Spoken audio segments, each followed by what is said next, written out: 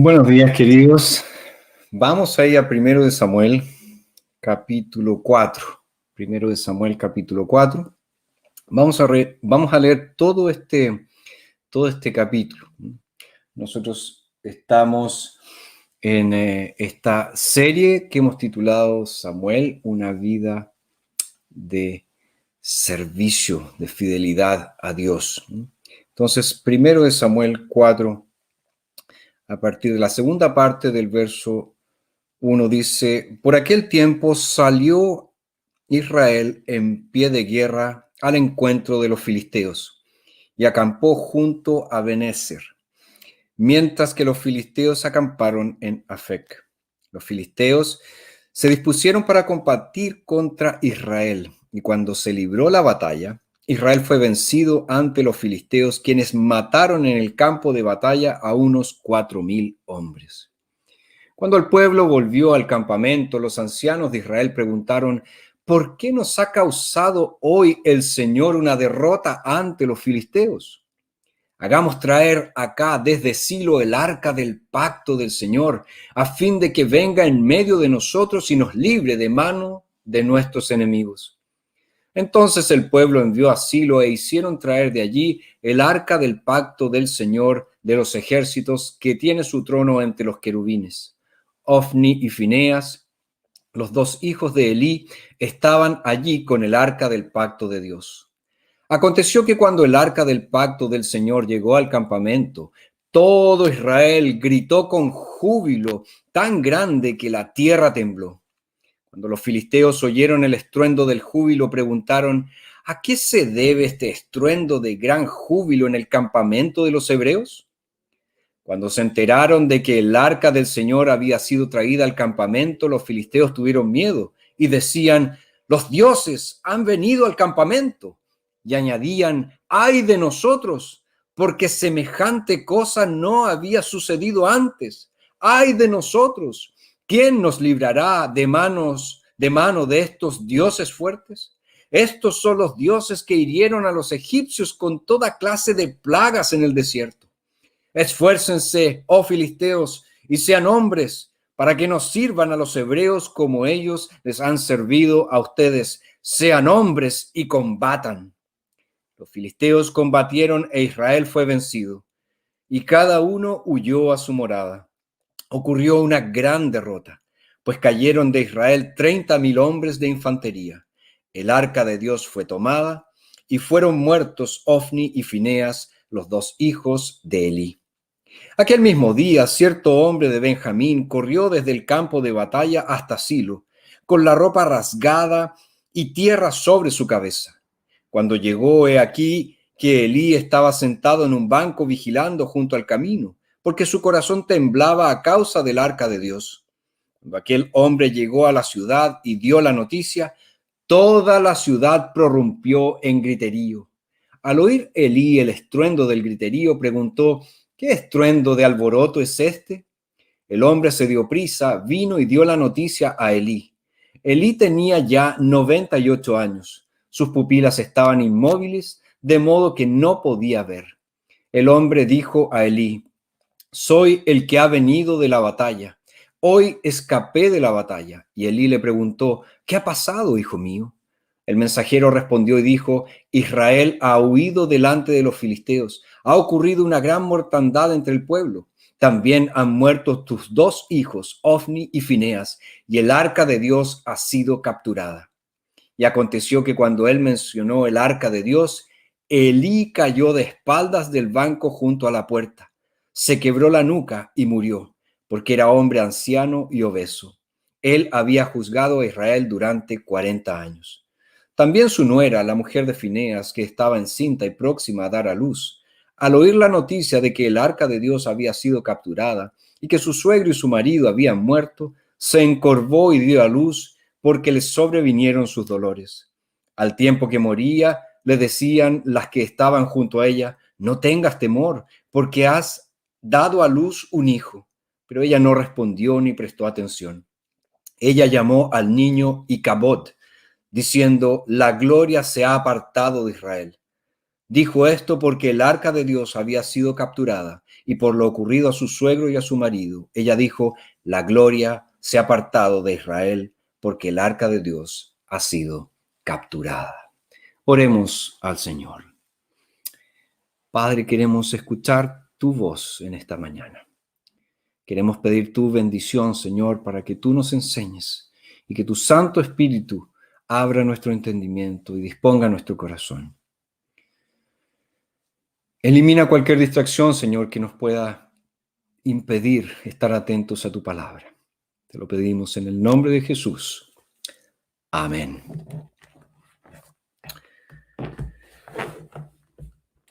En una encuesta del Centro de Estudios Públicos del año 2018, se señaló que un 80% de las personas encuestadas, un 80% de los chilenos, afirmaban creer en Dios. Sin embargo, la misma encuesta demostró que el número de creyentes en Dios estaba disminuyendo y que Chile se estaba convirtiendo en una sociedad secularizada. Al pensar en una cifra que bordea el 80%, nos puede llevar a concluir que aún nuestro país es un país cristiano, es decir, es un país donde existe una amplia mayoría que dice creer en Dios. Pero la pregunta es, ¿en qué Dios creen? Si le preguntáramos a ese enorme grupo de personas qué significa creer en Dios, seguramente hallaríamos un sinfín de respuestas de las más variadas. La mayoría de las personas, Dios no es el mismo Dios que se revela en la Biblia. No. Muchas personas piensan no en el Dios Padre, Hijo o Espíritu Santo, sino más bien piensan en Dios desde un punto de vista completamente subjetivo. De allí que muchos digan, para mí Dios es, o yo creo que Dios es. Esa comprensión de la naturaleza de Dios que tienen muchas personas hoy en día es completamente entendible si pensamos en que la mayoría no tiene conocimiento alguno de Dios o el conocimiento que tienen de Él es bastante escaso. Es decir, no tienen el conocimiento de Dios que es revelado en la Biblia, revelado en las Escrituras. Las personas que dicen creer en Dios, por lo general, se hacen un Dios conforme a sus propias inclinaciones. Algunos, por ejemplo, ven a Dios como una especie de porrista celestial que siempre está animándoles, vamos, vamos, vamos, vamos, que se puede. Para otros, Dios es una especie de garzón en un restaurante.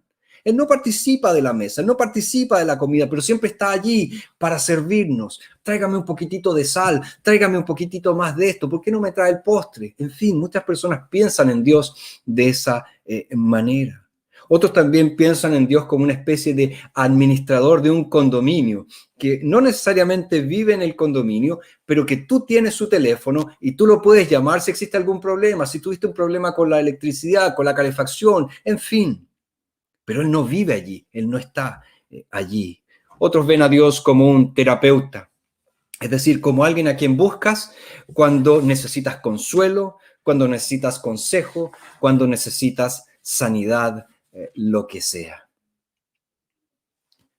En el texto que acabamos de leer tenemos el registro del cumplimiento de la profecía de Dios en contra de la casa de Elí.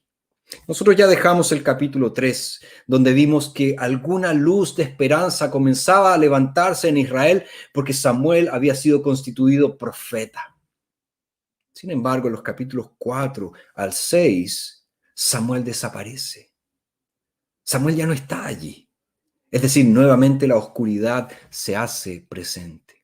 Tal vez es una forma que tiene el autor de decirnos que Samuel predicaba, pero el pueblo no oía, no prestaba mucha atención a su predicación. También es una forma de entender que el pueblo de Dios está perdido sin la palabra de Dios. ¿Por qué? Porque es la palabra de Dios la única que nos presenta al Dios vivo y verdadero. Si nuestra creencia en Dios no está fundamentada en la revelación de Dios en la Biblia, nos vamos a crear un Dios conforme a nuestra imagen, conforme a nuestra semejanza. Lo que hemos visto hasta aquí en 1 de Samuel debería convencernos de una cosa muy importante. El verdadero avivamiento a menudo llega muy lentamente. La predicación y la enseñanza de la palabra de Dios es como plantar una semilla. Y como todos saben, pasa un tiempo entre la siembra y la cosecha. Con esto presente, el tema de nuestro sermón hoy es la pregunta correcta, la respuesta equivocada. La pregunta correcta, la respuesta equivocada. Y lo primero que nos presenta el texto es una pregunta vital, una pregunta vital. El texto nos cuenta la derrota que sufre Israel frente a los filisteos. De hecho, nos dice el verso 1, por aquel tiempo Israel salió en pie de guerra al encuentro de los filisteos y acampó en Ebenezer, mientras que los filisteos acamparon en Afec. Los filisteos se dispusieron para combatir contra Israel y cuando se libró la batalla, Israel fue vencido ante los filisteos, quienes mataron en el campo de batalla a unos 4,000 hombres. ¡Qué desastre experimentó Israel en esa ocasión! Salió a luchar contra los filisteos y perdió, nos dice el texto, 4,000 hombres. 4,000 hombres murieron en el campo de batalla. Ahora, ¿quién fue el responsable de esta terrible derrota que sufrió Israel? El versículo 2 nos dice que los filisteos derrotaron a Israel, pero el versículo 3 vemos lo siguiente. Cuando el pueblo volvió al campamento, los ancianos de Israel preguntaron, ¿por qué nos ha causado hoy el Señor una derrota ante los filisteos? Fíjense, los ancianos de Israel se reúnen y atribuyen la derrota a Dios. Entonces, ¿los filisteos derrotaron a Israel o Dios derrotó a Israel? O deberíamos decir que Israel en realidad se derrotó a sí mismo. Fue Israel quien se derrotó a sí mismo. Bueno, la respuesta es todas las anteriores. No podemos entender este pasaje sin tener en cuenta la relación de pacto entre Dios e Israel. Un aspecto del pacto que Dios había establecido con su pueblo era la garantía de que Israel saldría victorioso sobre todos sus enemigos siempre y cuando vivieran en obediencia a los mandamientos del Señor. De hecho, Moisés lo dice de la siguiente forma en Deuteronomio 28. Pero si no escuchas la voz del Señor tu Dios a fin de procurar poner por obra todos sus mandamientos y sus estatutos que yo te mando hoy, todas estas maldiciones vendrán a ti y te alcanzarán. El Señor hará que seas derrotado delante de tus enemigos. Por un camino saldrás hacia ellos y por 7 caminos huirás de ellos. Así serás objeto de horror para todos los reinos de la tierra. A la luz de esto, podemos decir que la derrota de Israel se debió a que el Señor usó a los filisteos para castigar al pueblo a causa de sus pecados. Fíjense, después de perder 4,000 hombres, los ancianos de Israel se reunieron de emergencia.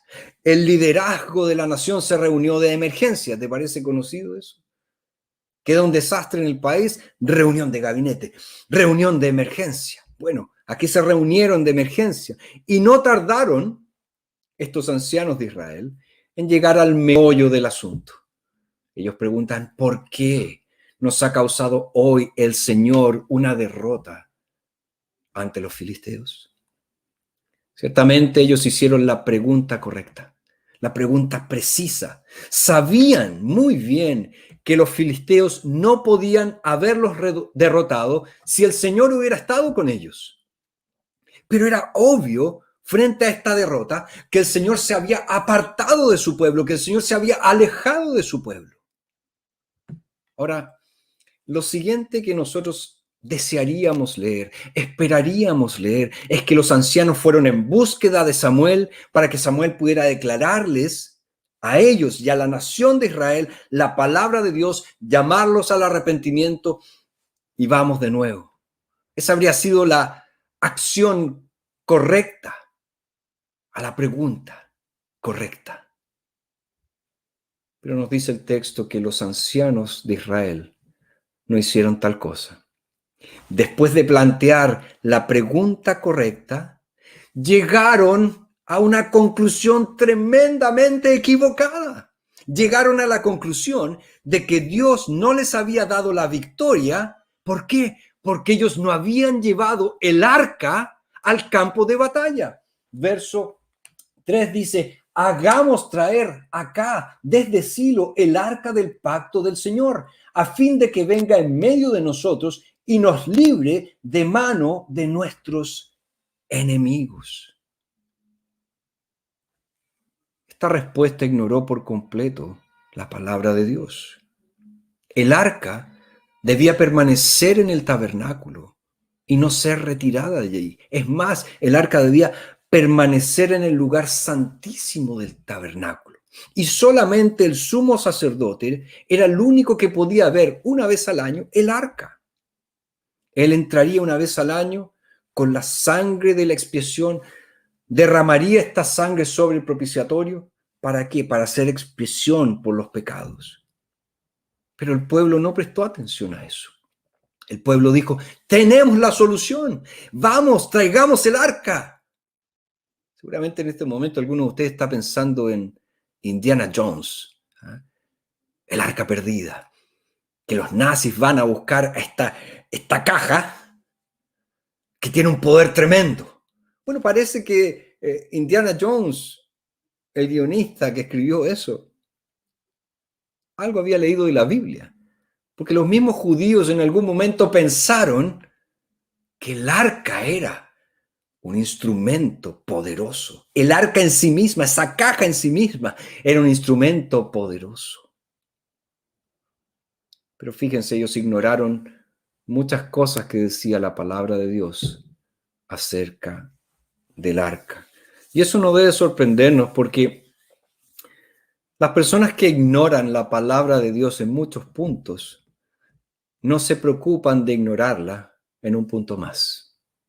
Las personas que no obedecen a Dios en muchos puntos no se preocupan de obedecer a Dios en otras cosas más. Entonces su respuesta, la respuesta de los ancianos de Israel, malinterpretó el propósito del arca. Era un símbolo y la realidad que simbolizaba era mucho más grande que el símbolo en sí, que el arca en sí. Era una representación visible ¿de qué? De la presencia de Dios en medio de su pueblo. Pero ojo, no garantizaba la presencia de Dios, no garantizaba el poder de Dios. Los símbolos que Dios usa en su pacto solo tienen eficacia si se combinan con fe verdadera en los corazones de su pueblo. Y el arca era ciertamente el signo de la presencia del Señor, pero el Señor se reveló y se entregó en ese signo solo a un pueblo que respondía en fe al Señor. Ahora fíjense, parece una ironía que el arca contuviera las 2 tablas de piedra en las que Dios había escrito los 10 mandamientos, cuya observancia le habría asegurado al pueblo de Israel la victoria sobre los filisteos. La presencia de esos mandamientos dentro del arca, mandamientos que tantas veces habían sido quebrantados por el pueblo de Dios, la presencia de esos mandamientos en el campo de batalla era un testimonio mudo de la enormidad de los pecados del pueblo y alejó más a Dios de ellos. Cuando el arca llegó al campo de batalla, nos dice el verso 5. Aconteció que cuando el arca del pacto del Señor llegó al campamento, todo Israel gritó con un júbilo tan grande que la tierra tembló.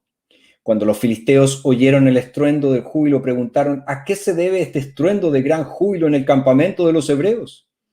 Cuando se enteraron de que el arca del Señor había sido traída al campamento, los filisteos tuvieron miedo y decían: los dioses han venido al campamento.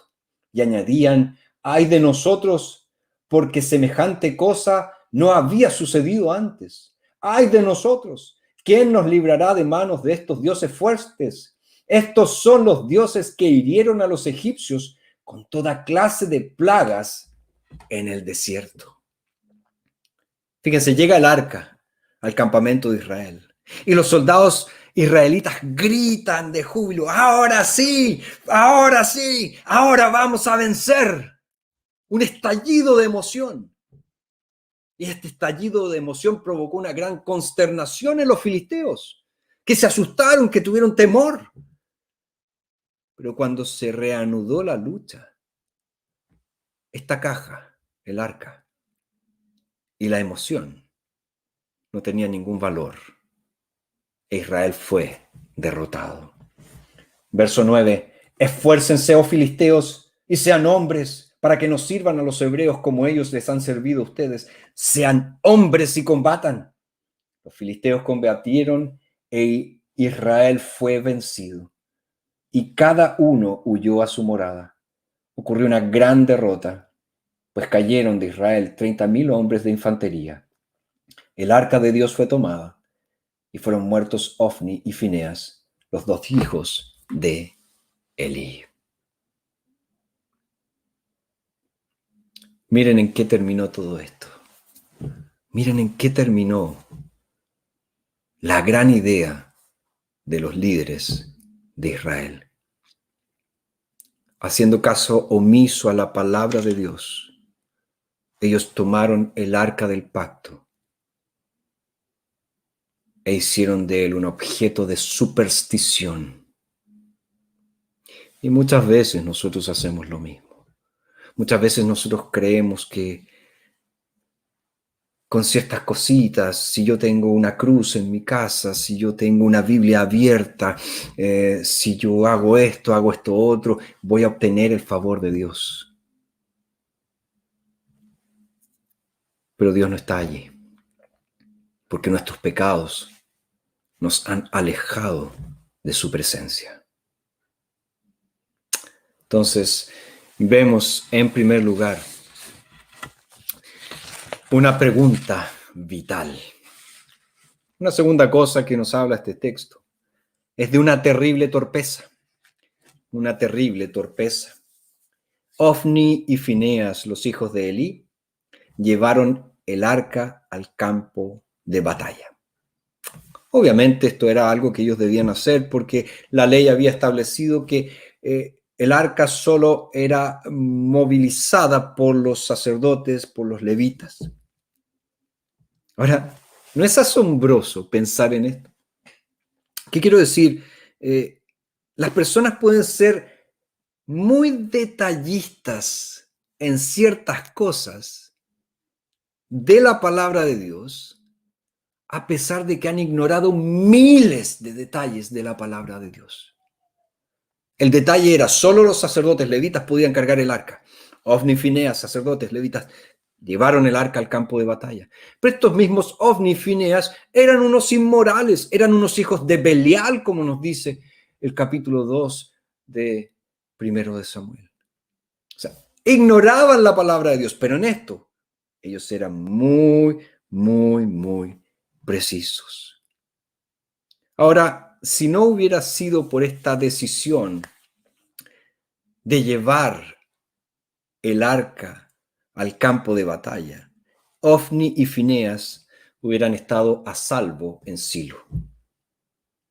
Ahora, si ellos hubieran sido los sacerdotes que deberían haber sido, no hubieran estado de acuerdo con este plan tan descabellado de llevar el arca al campo de batalla. Pero nosotros sabemos, por lo que ya estudiamos en Primero de Samuel, que la mano del Señor estaba obrando en todo esto. Ofni y Fineas no se dieron cuenta que mientras llevaban el arca al campo de batalla, iban rumbo a la muerte. El Señor había prometido que ambos iban a morir en el mismo día.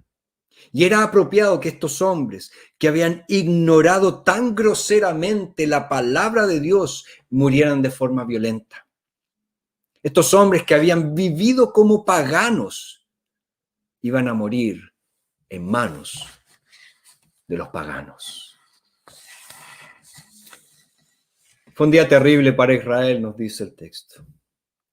Y cuando las noticias del campo de batalla se filtraron en la nación de Israel, el pueblo se estremeció ante la magnitud del desastre, ante la magnitud de lo que había ocurrido. Verso 12, aquel mismo día, cierto hombre de Benjamín corrió desde el campo de batalla hasta Silo, con la ropa rasgada y tierra sobre su cabeza, la típica señal de duelo, de dolor que vemos en el Antiguo Testamento y también en el Nuevo. Cuando llegó, he aquí que Elí estaba sentado en un banco vigilando junto al camino porque su corazón temblaba a causa del arca de Dios. Tal vez Elí no estuvo de acuerdo con este plan descabellado, pero como ya vimos, ya estudiamos, Elí era un hombre sin carácter, no podía reprender a sus hijos. Entonces, él estaba ahí sentado preocupado. Cuando aquel hombre llegó a la ciudad y dio la noticia, toda la ciudad prorrumpió en griterío. Desastre total. Terrible desastre. El ejército de Israel había sufrido pérdidas terribles. El arca del pacto había sido capturada y llevada como botín de guerra. Y al oír estas noticias, nos dice el texto, Elí cayó del banco donde estaba sentado, se rompió el cuello y murió. La nuera de Elí, la mujer de Fineas, nos dice el verso 19, resume de una manera muy clara la consternación que se apoderó del pueblo de Israel. Dice, también su nuera, la mujer de Fineas, que estaba encinta y próxima a dar a luz, al oír la noticia de que el arca de Dios había sido capturada y que su suegro y su marido habían muerto, se encorvó y dio a luz, porque le sobrevinieron sus dolores. Al tiempo que moría, le decían las que estaban junto a ella, no tengas temor porque has dado a luz un hijo. Pero ella no respondió ni prestó atención. Inmediatamente después de dar a luz, esta mujer muere con una sombría instrucción. Llamen a mi hijo Icabod. Llamen a mi hijo Icabod, que significa sin gloria. Ahora, ¿por qué un nombre tan melancólico para un hijo? Yo espero que ninguno de ustedes tuviera la genial idea de llamar a su hijo sin gloria, Icabod, ¿no? Bueno, la madre moribunda explicó, verso 21, la gloria se ha apartado de Israel. ¿Estaba en lo correcto? ¿Ella estaba en lo cierto al pronunciar estas palabras? Yo creo que no. La gloria de Dios ciertamente se había ido, pero no porque el arca de Dios hubiera sido capturada. El arca había sido capturada precisamente porque Dios se había apartado de su pueblo antes, por causa del pecado del pueblo, por causa de la infidelidad del pueblo. Fíjense, Icabod y 1 Samuel 4 nos enseñan que a veces Dios debe apartarse de nosotros para que nosotros podamos buscarle correctamente. Hacemos bien en reflexionar sobre esta tragedia. ¿Cuál es esta tragedia? Cuando la presencia de Dios ya no está, ya no permanece en el pueblo de Dios. Ahora yo te pregunto, ¿crees tú que el nombre Icabod podría estar escrito con justicia en muchos de los edificios de nuestras iglesias? ¿Será que Dios se ha apartado de su pueblo por causa de nuestros pecados no confesados, de nuestra falta de arrepentimiento? Es algo que tenemos que tener presente. Déjenme terminar con un par de aplicaciones. La primera, la importancia, vemos en este texto la importancia de creer y obedecer a Dios. La importancia de creer y obedecer a Dios. Parte del pacto, dijimos, de Dios con Israel consistía en la promesa de que Dios juzgaría a su pueblo si su pueblo no obedecía los mandamientos. Y hacemos bien en recordar que el Señor también nos ha hecho a nosotros ciertas promesas. Él ha prometido, por ejemplo, que todos aquellos que rechacen la salvación que Él ha provisto en su Hijo Jesucristo van a ser condenados eternamente. Y tal promesa parece muy improbable para muchas mentes escépticas de nuestros días. Pero las Escrituras están llenas de promesas de Dios, y vemos a Dios cumpliendo esas promesas que parecían improbables. Por lo tanto, podemos estar seguros de que Dios también va a cumplir esta promesa. Todo aquel que rechace a Jesús, todo aquel que se niegue a reconocerle como el Señor y el Salvador de su vida, va a morir eternamente, sufrirá la condenación eterna. Pero gracias a Dios, hay otra promesa también de la cual nosotros podemos depender. Y es la promesa de Dios de perdonar a todos aquellos que reconocen sus pecados, todos aquellos que lloren por sus pecados, todos aquellos que se vuelvan de sus pecados y abracen a Jesús como el Señor y el Salvador de sus vidas. También hacemos bien en recordar que los mandamientos de Dios no han sido anulados, no han sido cancelados, siguen vigentes. Y cuando el pueblo de Dios no guarda los mandamientos del Señor, está invitando al desastre a sus vidas, tal como lo hizo Israel cuando luchó contra los filisteos. Y una segunda aplicación. Este texto nos habla también de la locura de tratar de usar a Dios. La locura de tratar de usar a Dios. Es muy fácil que nosotros leyendo este texto de 1 Samuel 4, veamos la locura de los israelitas. Pero yo te pregunto, ¿vemos nuestra locura? También podemos ser culpables de ignorar los mandamientos de Dios y luego buscar presionar a Dios para que Él nos ayude cuando la crisis se avecina. Podemos convencernos de que las representaciones externas de la fe nos pueden asegurar la presencia de Dios. Podemos también fabricar emociones en nuestros cultos, en nuestros servicios de adoración, asumiendo que la mera emoción en esos servicios van a asegurar la presencia de Dios.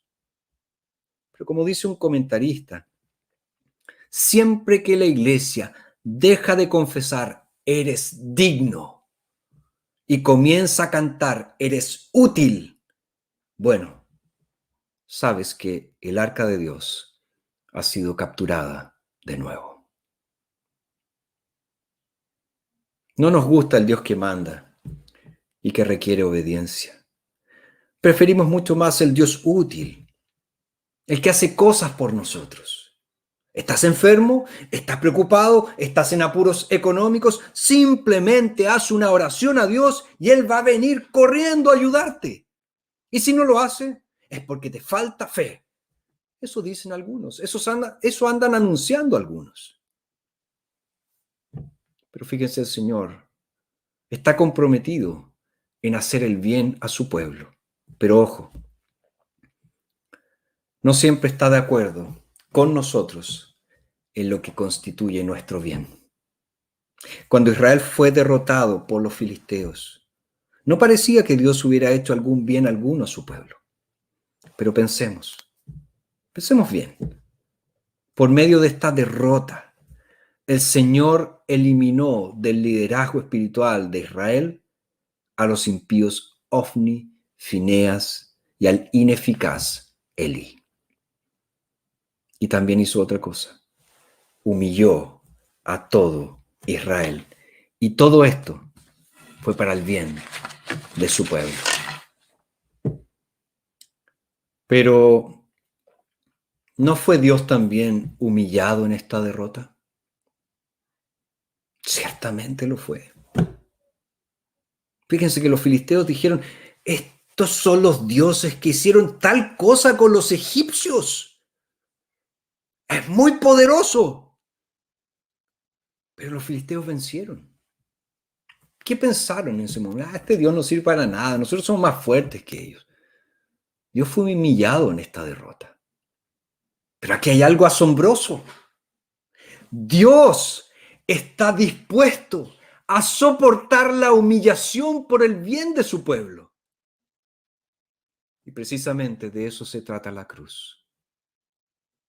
Allí, Cristo, el Dios hombre, soportó la humillación por nuestros pecados. ¿Para qué? Para concedernos el bien supremo de la vida eterna. Ese es el Evangelio. Dios haciéndose débil, muriendo para nuestra salvación. Ese es Jesús, no es otro.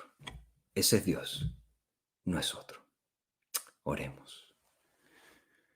Padre, gracias por tu palabra, porque una vez más nos lleva de vuelta al Evangelio y nos muestra esta historia, como tú, Señor, estás dispuesto y estuviste dispuesto a humillarte hasta la muerte y muerte de cruz.